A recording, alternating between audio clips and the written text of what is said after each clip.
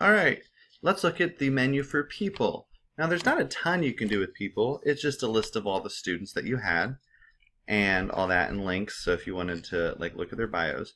But the thing about people that I absolutely thought was super helpful was groups. You can create groups within your people link. So if you're doing any group assignments, and you can create multiple groups. So for example, in newspaper, when my students did video announcements, what I created was groups this way. And what I was able to do was assign certain kids to groups. So then for video announcements, they were with that group all quarter. So they couldn't change groups.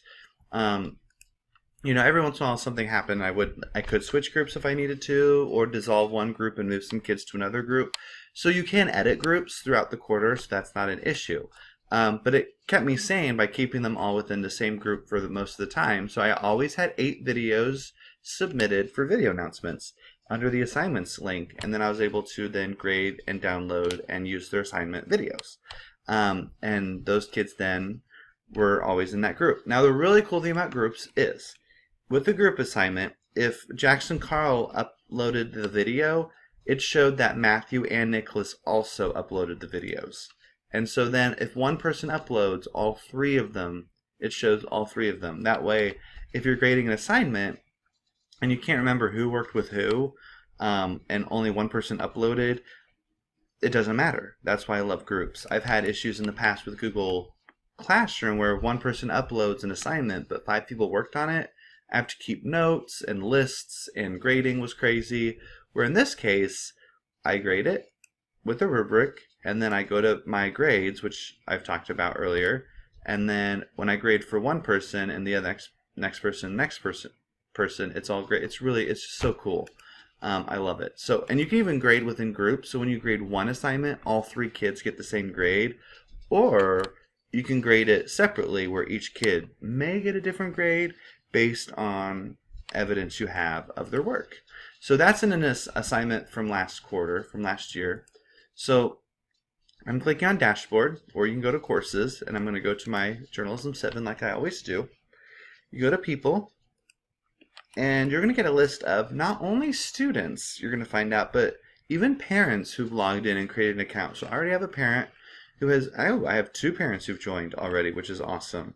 And then me. So you're going to have everyone available to you here, parents and students.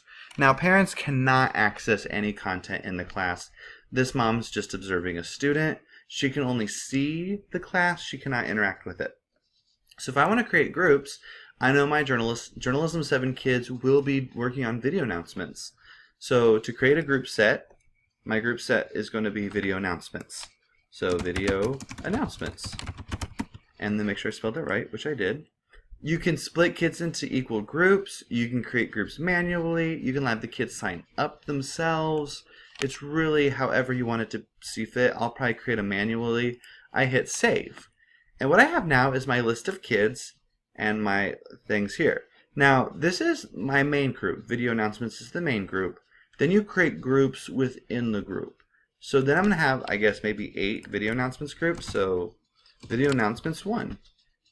And hit save. And then I'm going to create like video announcements 2. If I can type correctly. Alright, and then what I can do then is, depending on the kids, I can say I want this kid to be in this video announcement, and this kid to be in that group, and this kid to be in that group. All you do is click and drag, it places the kids right there. You can have settings, you can have a leader, you can move them to a different group. I'm going to remove them since this is just practice. But groups is nice because when I go to assignments, I can grade based on groups, or I can grade based on singles. So for example, if you go to assignments and you're creating a new assignment, so if you're done with groups, you can stop listening. But if you're curious about groups, keep listening. Go to edit, go to more options. Alright, so everything's set up. Maybe I've got like 3 kids working on a paper tweet together. This is a group assignment. And then assign grades to each kid individually, or I know that when I grade one video announcement, all 3 kids in that group will get the same grade. or I can assign grades individually, and I have to go through each thing to give each different kid something different if I need to leave comments or something. So groups are really, really handy. So if you want to grade within groups, this is a really great way to do it. Don't forget, if you want your grades to be put in the gradebook, we need to set a due date, since tweets are going to be due on the 19th. I'm not going to make it a group assignment since practice, and just save it. So groups are really handy for